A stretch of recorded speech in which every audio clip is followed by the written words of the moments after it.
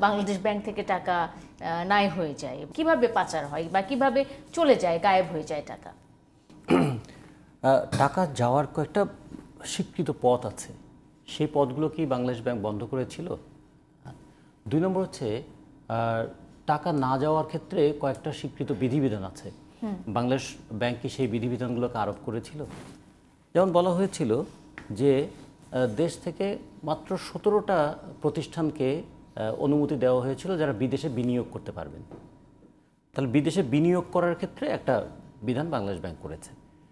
কিন্তু বিদেশে আমরা দীর্ঘদিন ধরে শুনে এসছি না যে কানাডায় বাড়ি আছে, ইংল্যান্ডে বাড়ি আছে, তারপরে মালয়েশিয়াতে সেকেন্ড হোম আছে, দুবাইয়ে তাদের বিলাসবহুল অট্টালিকা আছে, এগুলো তো আমরা শুনেছি। কিভাবে গেল? এখন এখানে বলা আছে 2টা জিনিস। একটা হলো যে যা আমি রপ্তানি করেছি তার চাইতে বেশি পরিমাণ দাম দেখিয়ে, আর যা আমদানি করেছি তার চাইতেও বেশি পরিমাণ দাম দেখিয়ে কখনো আন্ডার ইনভয়েস করা, কখনো ওভার ইনভয়েস করা, এরকম করে কিছু টাকা পাচার। আবার কি হয়েছে, যা রপ্তানি করেছি সে আয়ের টাকাটা দেশে না এনে বিদেশে রেখে দিয়েছে। এগুলো বাংলাদেশ ব্যাংক কেন হিসেব করে দেখায়নি?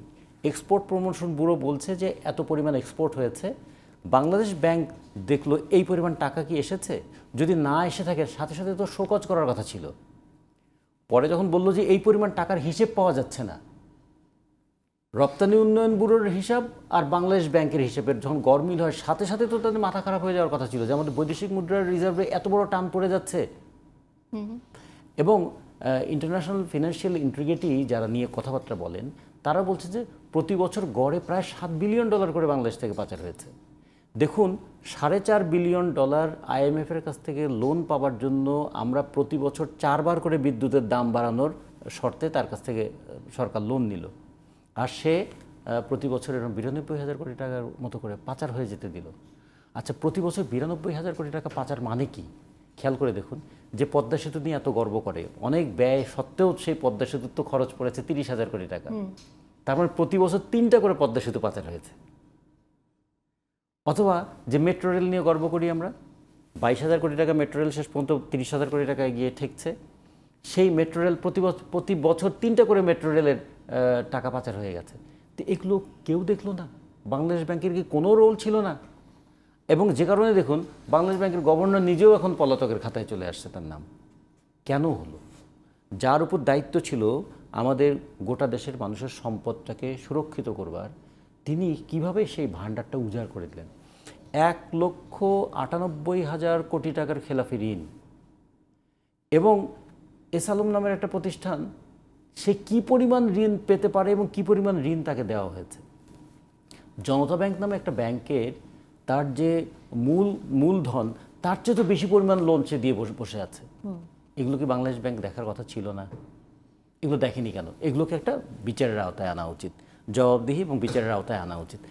2 নম্বর বিষয়টা হলো যে জবাবদিহিটা শুরু করতে হবে কিন্তু রাজনীতি থেকে। এখন আমাদের পার্লামেন্ট মেম্বার হওয়া মানেই তিনি হয় সোনার হরিণ পাবেন অথবা আলাদিনের চেরাগ পাবেন। তাহলে এই যে হলফনামায় তিনি যা লেখেন আর 5 বছর পরে তার যে সম্পদ বৃদ্ধি হয়, এটা দেখার দায়িত্ব কার? এখন দুদক নামের একটা প্রতিষ্ঠান আছে, দুদক ক্ষমতাসীনদেরকে ক্যারেক্টার সার্টিফিকেট দেওয়ার মতো, যে না ওদের কোনো দোষ নেই, আর যদি বিরোধী হয় তার জীবন অতিষ্ঠ করে তোলার মতো। তাহলে এই জায়গায় দুদকের রোলটাও প্রশ্নের মধ্যে আনতে হবে, মানে প্রশ্ন না হলে জবাব দিয়ে আসবে না। ঠিক তেমনি NBR, যার দায়িত্ব ছিল যে ট্যাক্স কালেকশন করা, রেভিনিউ কালেকশন করা, তারা যদি এই পরিমাণ দুর্নীতির সঙ্গে যুক্ত থাকা কয়েকজন কর্মকর্তার নাম সেখানে বেরিয়ে আসে, তাহলে এখানেও প্রশ্ন তুলতে হবে, জনগণ, আমি 1 কাপ চা খেলাম, এই লাল চা 1 কাপ খেলে আমরা হিসাব করে দেখেছিলাম 70% মতো আমাদের ট্যাক্স দিতে হয়। আর যদি আমরা মানে ফ্ল্যাট রেটে যদি ভ্যাট দেই তাহলে তো 100 টাকায় 15 টাকা ট্যাক্স দিতে হয়। এই যে মোবাইলটা ইউজ করি আমরা, 100 টাকার ফ্লেক্সি লোড করলে 32 টাকা 75 পয়সা তো আমার ট্যাক্স হিসেবে চলে যায়। আমাদের এই যে প্রতিদিনের ট্যাক্সের টাকা, বিন্দু বিন্দু ট্যাক্সের টাকা জমা হয়, সেই টাকা NBR ঠিকই আদায় করতে পারে, কিন্তু ওই সমস্ত রাঘব বোয়ালরা যারা দেশটাকে প্রায় গিলে খেতে পারে, তাদেরকে তারা প্রশ্রয় দেয় কীভাবে, অথবা তাদের সহযোগী হয় কীভাবে? ফলে এই প্রত্যেকটা জায়গায় জবাবদিহির আওতা আনতে গেলে বাংলাদেশ ব্যাংককে এখানে একটা লিডিং রোল নিতে হবে, কারণ বাংলাদেশ ব্যাংক হচ্ছে আমাদের সমস্ত আর্থিক প্রতিষ্ঠানের জাতীয় কেন্দ্রীয় অভিভাবক। সেইটা করতে হবে, এবং এই ক্ষেত্রে যে ব্যত্যয় ঘটেছে প্রত্যেকটাই আমাদের একটা জুডিশিয়াল ইনকোয়ারির মতো, একটা ফিনান্সিয়াল জুডিশিয়াল ইনকোয়ারির মতো এখানে থাকতে হবে। আর আরেকটা জিনিস যেটা খুবই গুরুত্বপূর্ণ, যে পৃথিবীর অনেক দেশে দুর্নীতির উৎস দূর করার চাইতেও তারা ব্যয়ের উৎসগুলোকে খাতগুলোকে চিহ্নিত করে, যে আপনি কত টাকা পেয়েছেন, কোথা থেকে পেয়েছেন পরের প্রশ্ন, কিন্তু আপনি কি খরচ করেন এটাকে একটা মনিটরিংয়ের মধ্যে নিয়ে আসা। যদি ব্যয়ের খাতগুলোকে সুনির্দিষ্ট করা যায়, আচ্ছা আপনি বেতন যাই পান, আপনি এই খরচগুলো করতে পারেন, তাহলে এই খরচ করার জন্য টাকাটা আপনার কোথা থেকে আসে? তাহলে ব্যয়ের এই জন্য কিন্তু ওই সমস্ত দেশে ইচ্ছা করলেই মানুষ কিন্তু টাকা ব্যয় করতে পারে না। আমাদের ওই ইচ্ছা করলেই 22,000 টাকা দিয়ে একটা বোয়াল মাছ কিনে কাঁধে নিয়ে বাসায় যেতে পারে না, তাকে বলতে হবে তুমি বেতন পেয়েছো 30,000 টাকা, কিন্তু 22,000 টাকা বোয়াল মাছ কিনে জবাবদিহিতার বিষয়টা, এই জবাবদিহিতা রাজনীতিতে লাগবে।